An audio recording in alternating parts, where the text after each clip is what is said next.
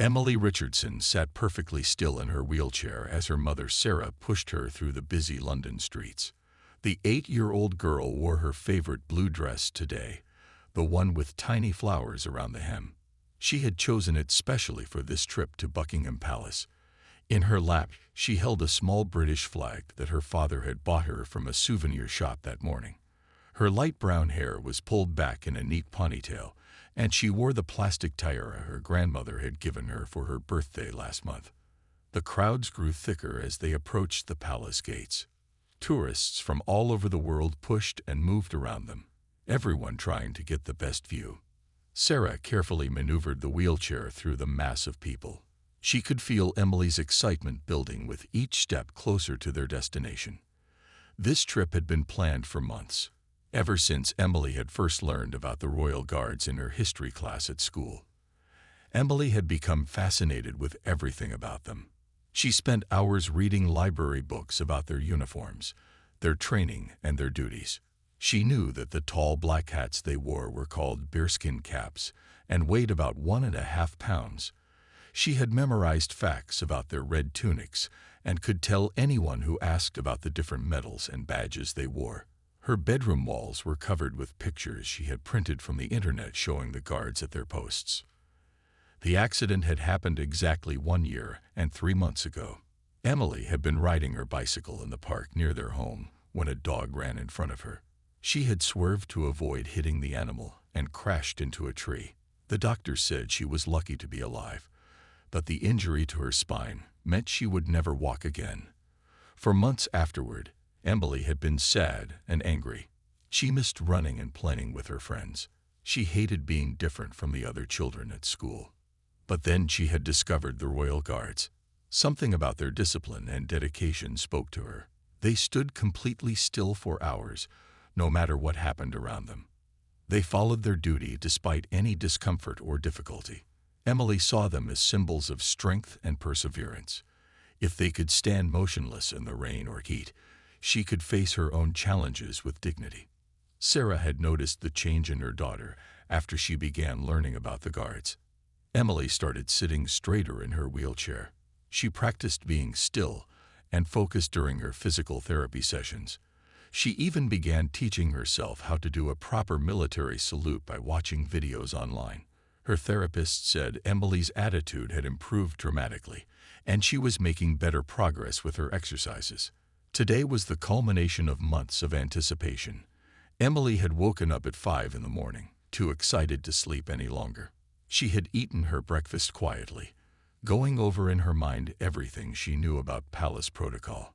She understood that the guards couldn't respond to tourists or break their stance, but she wanted to show them her respect anyway. She had practiced her salute hundreds of times in front of her bedroom mirror. As they finally reached a spot near one of the guard posts, Emily's heart began beating faster. Through the crowd, she could see the tall figure in the red uniform standing perfectly still. His bearskin cap made him look even taller than he probably was. His face showed no expression as tourists posed next to him for pictures. Some people tried to make him laugh by pulling funny faces or telling jokes. The guard remained completely motionless, staring straight ahead. Emily straightened her shoulders and smoothed down her dress one more time. She gripped her flag tightly and took a deep breath. This was her moment. She had dreamed about it for so long. Her mother leaned down and whispered words of encouragement, but Emily barely heard them.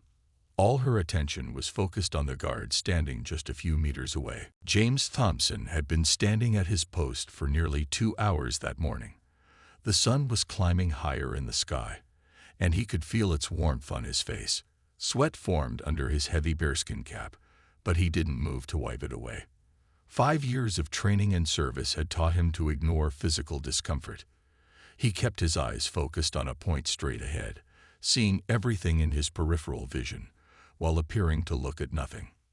The morning had started like any other day on guard duty. He had woken at 4:30, eaten a light breakfast, and reported to the barracks for inspection. His uniform had been pressed to perfection, every button polished until it gleamed. His boots shone like mirrors after an hour of careful cleaning.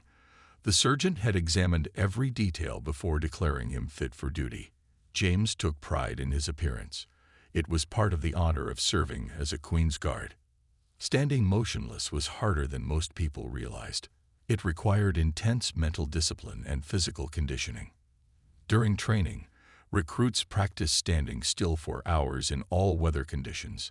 They learned to control their breathing, to ignore itches and aches, to resist the natural urge to shift their weight. James remembered his first weeks of training, when his legs would cramp and his back would ache terribly. Now, after years of practice, he could stand like a statue for his entire shift. The tourists were particularly active this morning. A group of teenagers from Japan posed for selfies beside him. An American family tried to get their young son to stand still for a photo, but the boy kept making faces and jumping around. Two elderly ladies from Germany admired his uniform and discussed it loudly in their language. James understood some of what they said but gave no indication. Part of his training involved learning to understand multiple languages without reacting to what he heard. A street performer nearby was juggling colorful balls while riding the unicycle. The crowd laughed and clapped at his antics. Children pointed and shouted excitedly. James had seen the same performer many times before. The man often worked this area, knowing that the palace guards drew large crowds of tourists. Sometimes the performer would try to incorporate the guards into his act, pretending to have conversations with them or mimicking their stance. James never responded, maintaining his professional composure no matter what happened around him. Through his peripheral vision, James noticed movement in the crowd. A woman was pushing a wheelchair toward the front. This wasn't unusual. Many visitors with mobility issues came to see the palace and its guards. What caught his attention was how the crowd seemed to part naturally to let them through. People stepped aside without being asked, creating a clear path. There was something about the small figure in the wheelchair that made people want to help. As they came closer, James could see more details without moving his eyes. The child in the wheelchair was a young girl, probably 7 or 8 years old. She wore a blue dress with flowers and had a plastic tiara on her head. She held a British flag in her lap and sat with remarkable posture for such a young child. Her mother pushed the wheelchair slowly, speaking quietly to the girl as they moved forward. James had been trained to assess potential security threats quickly. This was clearly not a threat, just a young girl and her mother visiting the palace. Yet something about the child's demeanor was unusual. While other children her age bounced around with excess energy, she sat perfectly still. Her eyes were bright and alert, focused intently on him. She reminded him of new recruits during their first inspection, trying hard to get everything exactly right. The morning sun reflected off the palace windows behind him. The temperature was rising, and more tourists continued to arrive. James settled into the familiar rhythm of guard duty. Minutes passed like hours when you couldn't move or check the time. He had learned to track the sun's movement across the sky, using shadows to estimate how long remained in his shift. But right now, his attention kept returning to the small girl in the wheelchair who was watching him with such serious concentration. The space around the guard post became less crowded as Sarah wheeled Emily into position. Emily's hands gripped the arms of her wheelchair tightly. Her heart was beating so fast, she could hear it in her ears. She had waited for this moment for so long, and now that it was here, she felt both excited and nervous. Her mother placed a gentle hand on her shoulder, giving her a small squeeze of encouragement. Emily took a deep breath and tried to calm herself. She studied the guard carefully, taking in every detail of his uniform. The red tunic was exactly as she had imagined it would be. The brass buttons caught the sunlight and sparkled like tiny suns. His black trousers had a perfect crease down the front, and his boots were so shiny she could almost see her reflection in them. The bearskin cap towered above his head, making him look like a giant from one of her storybooks. Everything about him represented tradition, honor, and dedication. Emily had practiced her salute hundreds of times at home. She knew exactly how to position her hand, how to hold her arm, and how long to maintain the gesture. Her occupational therapist had helped her strengthen her arms so she could hold the position properly. She had watched military training videos and studied photographs of soldiers saluting. She wanted her salute to be perfect, a proper show of respect for the Guard service. Around them, other tourists continued their sightseeing. A group of French students chattered excitedly as they took pictures. An elderly couple from Scotland stood quietly, admiring the palace architecture. Children ran between their parents' legs, playing tag while waiting for their turn to pose with the Guard. But Emily noticed none of this. Her entire focus remained on the Guard standing before her. She straightened her spine as much as she could, sitting tall in her wheelchair. Slowly, Emily raised her right hand to her forehead. Her small fingers came together properly, her palm facing down, her elbow at the correct angle. She had studied military protocol enough to know that civilians weren't supposed to salute, but she didn't care about that rule. She wanted to show this Guard that she understood his dedication. She wanted him to know that someone appreciated the difficulty of his duty. Her salute was steady and precise, held with the determination of someone much older than 8 years. The people around them began to notice what was happening. Conversations stopped mid-sentence.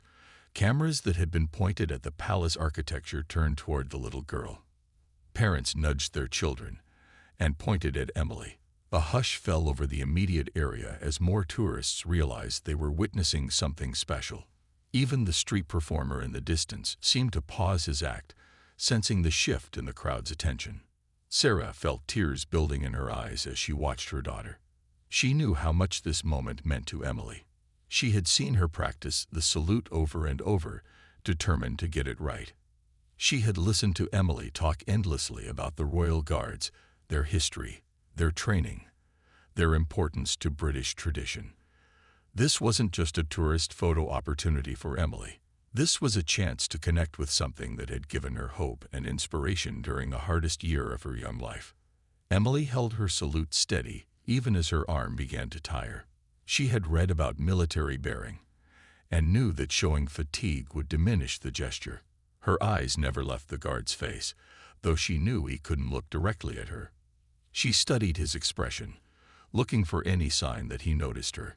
His face remained professionally blank, his gaze fixed on some distant point. But Emily thought she saw something in his eyes, a flicker of awareness that told her he knew she was there. More people gathered around them now. Someone whispered that the little girl was saluting the Guard. Others pulled out their phones to record the scene. The crowd formed a respectful semicircle, giving Emily and the Guard space while still maintaining a clear view. The palace grounds, usually filled with noise and movement, seemed to hold its breath. Everyone waited to see what would happen next, though most assumed the Guard would maintain his trained stillness. Emily's arm trembled slightly from the effort, but she refused to lower it. This was her moment, her chance to show respect to someone who embodied the qualities she was trying to develop in herself. Discipline, dedication, perseverance despite difficulty. The Guard represented everything she aspired to be. James Thompson felt something unusual stirring inside his chest as he observed the little girl's salute. In his 5 years of service as a Royal Guard, he had encountered thousands of tourists trying various methods to get his attention. People had told jokes, made silly faces, tried to startle him with sudden movements, and even attempted to touch his uniform. He had remained unmoved through it all, maintaining his professional stance regardless of the distractions around him. But this was entirely different from anything he had experienced before. The precision of the child's salute caught him off guard. Most adults who attempted to salute did it incorrectly, with sloppy form and poor positioning. This young girl, who couldn't be more than 8 years old, had executed a nearly perfect military salute. Her small hand was positioned correctly at her forehead, her arm at the proper angle, her posture straight despite being seated in a wheelchair. Someone had clearly taught her well, or she had taken the time to learn on her own. Through his peripheral vision, James could see more details about the girl. The wheelchair was decorated with small Union Jack stickers. Her blue dress was clean and pressed, chosen carefully for this occasion. The plastic tiara on her head sat slightly crooked, probably from the movement through the crowd. But what struck him most was the expression on her face. It wasn't the typical tourist excitement or childish playfulness. Her face showed genuine respect and admiration, the kind usually seen only in fellow service members or military families. As a guard, James had developed the ability to assess situations without moving his eyes or head. He could tell when someone was about to cause trouble, when tourists were getting too close, or when children might dart in front of him. This skill had become second nature after years of practice. Now he used it to study the girl more carefully. He noticed how she held herself with dignity despite her physical limitations.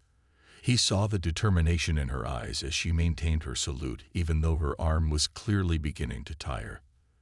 The crowd around them had grown significantly larger. James estimated at least 50 people were now watching the exchange between him and the child. Phones and cameras were raised, recording every second. He could hear whispers in multiple languages as tourists explained to each other what was happening. Some people were taking photos, while others simply stood in respectful silence. The atmosphere had shifted from typical tourist chaos to something more solemn and meaningful. James knew the regulations by heart. Royal guards were forbidden from breaking position while on duty. No smiling, no talking, no acknowledging tourists in any way. The rules existed for good reason. They maintained the dignity and tradition of the position. They prevented guards from being distracted from their protective duties.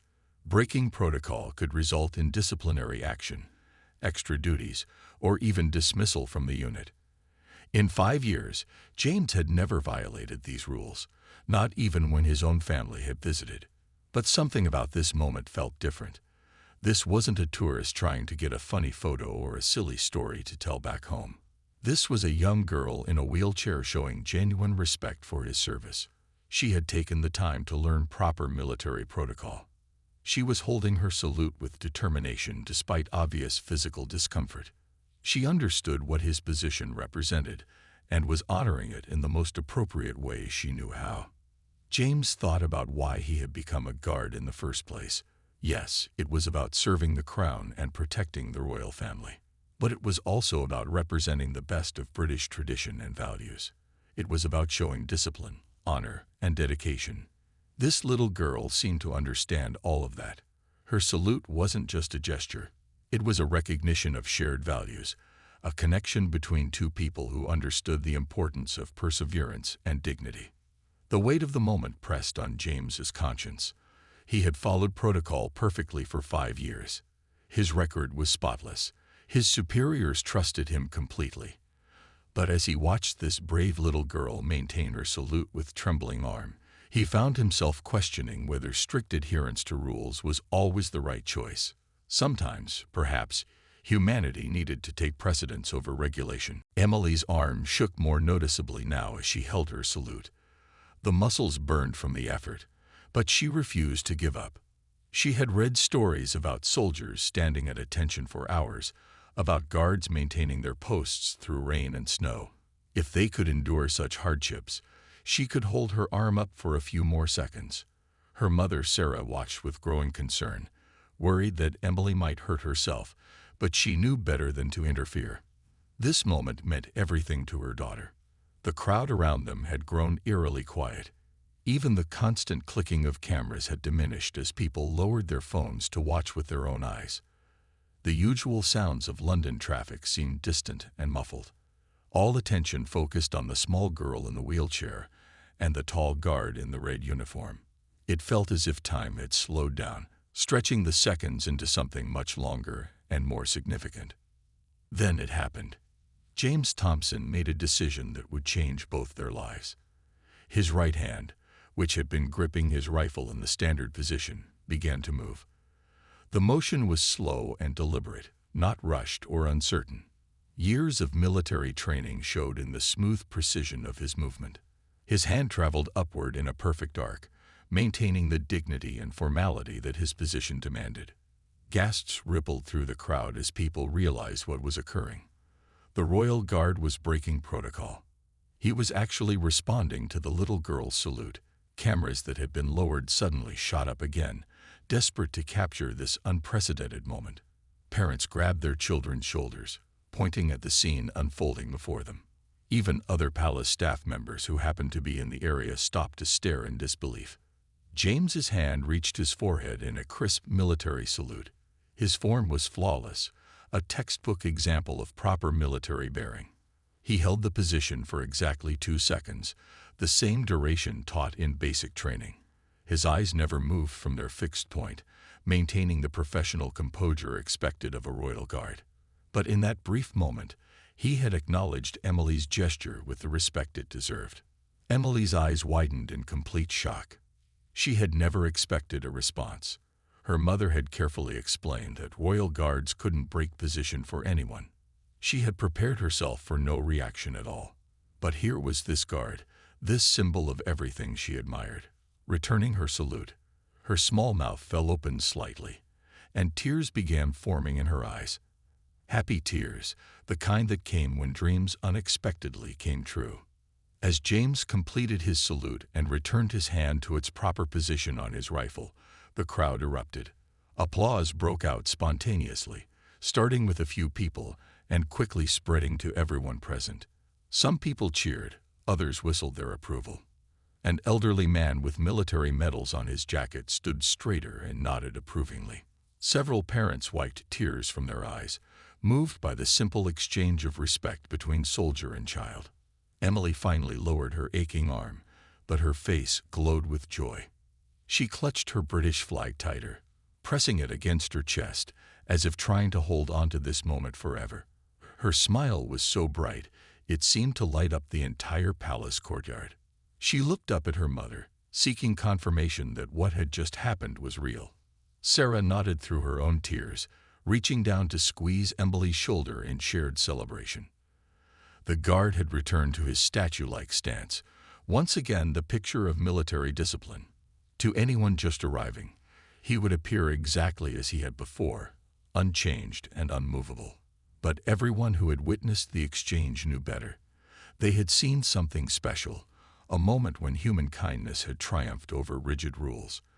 They had watched a soldier honor a little girl's courage with a gesture that transcended protocol. Videos of the incident were already being uploaded to social media. Within minutes, the first posts appeared online with captions like, "Royal Guard breaks protocol for disabled girl," and "The salute that touched hearts at Buckingham Palace." People began sharing their recordings, adding their own emotional commentaries about what they had witnessed. The story was beginning its journey from a single moment to a worldwide phenomenon. James remained at his post, knowing full well that his action had been recorded by dozens of cameras. He understood there would be consequences for breaking protocol. His superiors would certainly review the footage and demand an explanation. But as he stood there, listening to the crowd's continued applause, he felt no regret. Some moments called for humanity over regulation, for compassion over rules. The crowd continued to buzz with excitement long after the salute ended. Emily sat in her wheelchair, still glowing with happiness, while people approached to congratulate her. A woman from Australia knelt beside the wheelchair and told Emily she was the bravest little girl she had ever seen. A businessman from Tokyo asked Sarah's permission to take a photo with Emily, saying he wanted to show his daughter back home. Emily smiled shyly at all the attention, still clutching her flag and stealing glances at the guard who had made her dream come true. Within an hour, the videos had spread across the internet like wildfire. News outlets picked up the story, with headlines appearing on websites around the world. "Royal Guard's heartwarming break in protocol," read one headline. Another declared, "Little girl's salute moves palace guard to break century-old rules." Social media platforms exploded with shares, likes, and comments. People from different countries shared their own stories of military service and childhood dreams. The palace press office received hundreds of phone calls from journalists wanting more information. Who was the guard who broke protocol? Who was the little girl in the wheelchair? Could they arrange interviews? The communications team found themselves dealing with a public relations situation unlike any they had faced before. This wasn't a scandal or a controversy. It was a moment of pure human kindness that had captured the world's attention. By evening, The video had been viewed over 10 million times. Comments poured in from around the globe. Military veterans praised the guard's decision to honor the child's respectful gesture. Parents shared how the story had inspired their own children. Teachers said they would use the video in their classrooms to teach about respect, kindness, and courage. The simple exchange between guard and child had touched something universal in people's hearts. The next morning, James Thompson was called to his commanding officer's office. He walked in with perfect military bearing, prepared to face whatever consequences awaited him. Colonel Harrison sat behind his desk, his expression unreadable. On the computer screen was the now famous video of yesterday's incident. James stood at attention, waiting for the reprimand he was sure would come. Breaking protocol was a serious offense, regardless of the circumstances. But Colonel Harrison's first words surprised him. The palace had been monitoring public reaction, and the response had been overwhelmingly positive. The royal family themselves had been briefed on the incident. Her Majesty the Queen had watched the video personally and had made her feelings known. Rather than viewing it as a breach of discipline, she saw it as an example of the compassion and humanity that the royal guards represented. Instead of facing punishment, James received a commendation for his actions. The colonel explained that while protocol was important, there were rare moments when showing humanity was even more important.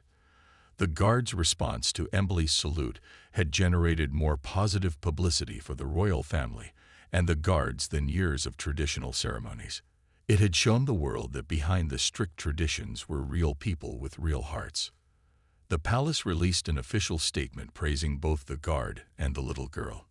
They announced that while protocol remained important, they recognized that special circumstances sometimes called for special responses.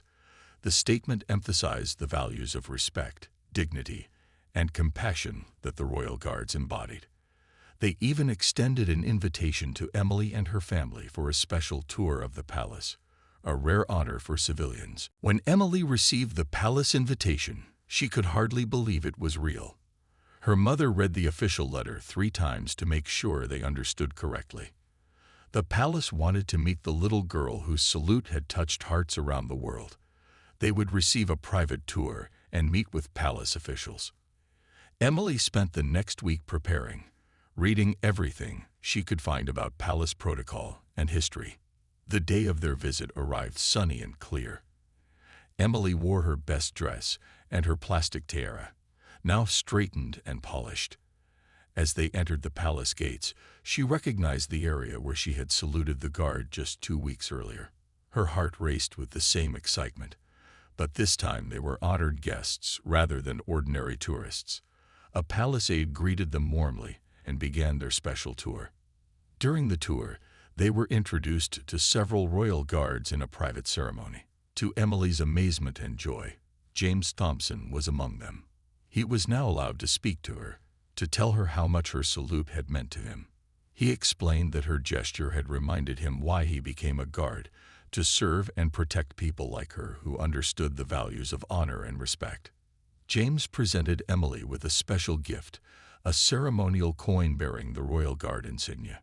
He told her it was given to people who showed exceptional respect for the guards and their traditions. Emily held the coin carefully, understanding its significance. She promised to treasure it forever, placing it in her small purse with the reverence it deserved. The other guards applauded, welcoming her as an honorary friend of the regiment. The impact of that brief moment at Buckingham Palace rippled outward in ways no one could have predicted. Emily's school invited her to speak at assembly about her experience. She told her classmates about respect, determination, and following your dreams even when facing challenges. Her confidence had grown tremendously since the palace incident. She no longer felt limited by her wheelchair, but empowered by her ability to inspire others.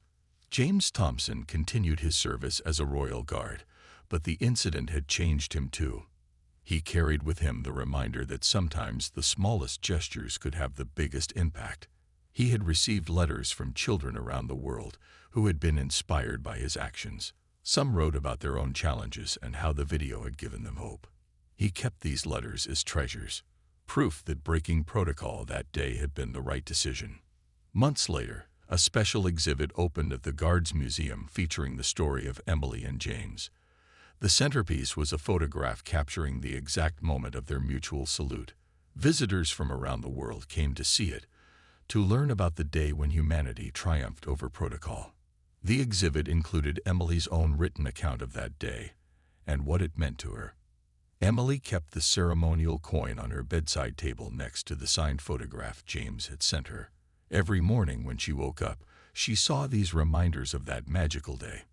They inspired her to face each new challenge with courage and dignity. She had learned that respect and determination could open doors she never imagined possible. Her salute had not only been returned, but had created a connection that transcended rules and touched hearts worldwide.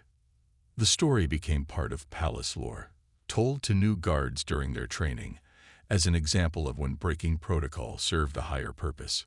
It reminded them that while discipline and tradition were important, they served to protect and inspire people, not to create barriers between them. Emily and James had shown that sometimes the most powerful moments came when humanity shone through the uniformed exterior, creating connections that lasted a lifetime. Retroclaude can make mistakes. Please double-check responses. 3.7 Sonnet